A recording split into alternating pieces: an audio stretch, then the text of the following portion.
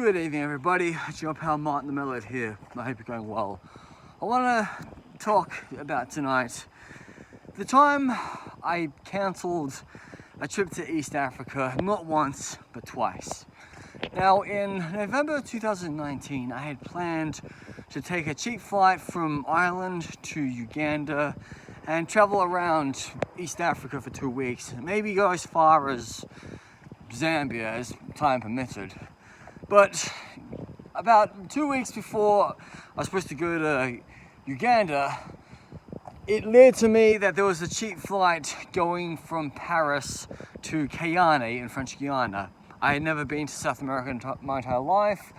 This was the cheapest flight from Europe to South America, because sometimes you can get cheap flights from Europe to South America for less than 400 quid. This flight cost me about 280 quid return. It was roughly 330 euros at the time.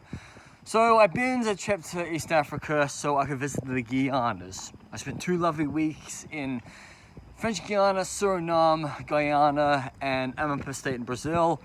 Came back to the UK, and then all of a sudden, 4 months left down the track, when I wanted to go to Ghana, the world shut down because of COVID-19. Okay, so then fast forward to March 2023. The world's back to normal as usual. I've traveled a little bit more from my trip to the Guianas. I had been to West Africa. I'd spent a whole month in Southern Africa. And I thought, oh, it's a cheap flight to Burundi. So booked flights to Burundi, got all the visas sorted, and all of a sudden I did something really stupid in my job.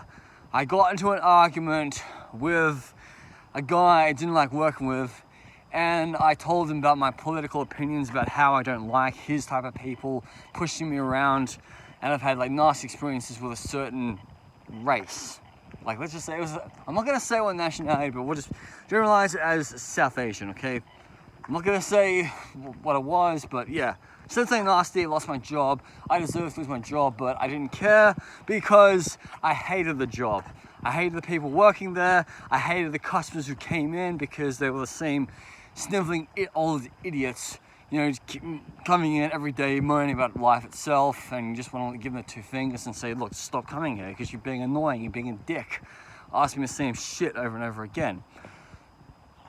This firing thing happened 4 days before I was supposed to go to Burundi, and so I continued to work for a few more clients around the time, and instead of just going to the airport and going to Brussels and going to Burundi, I just binned a 550 quid in a toilet. But I thought, I don't deserve to go on this trip because I've been a dickhead to somebody I didn't like working with.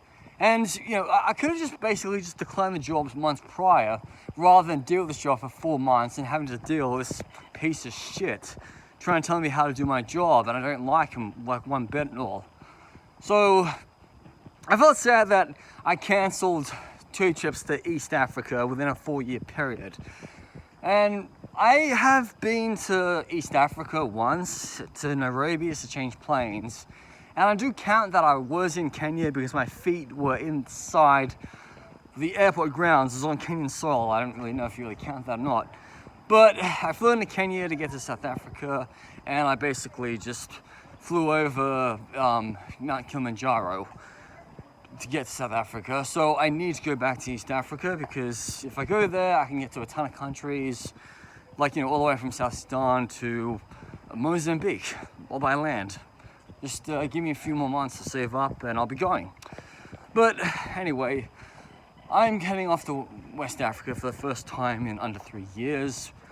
I need to travel a bit more in West Africa. I got some demons to deal with on the Senegalese-Gambian border. Fucked with me in 2021, and I won't let them fuck with me again.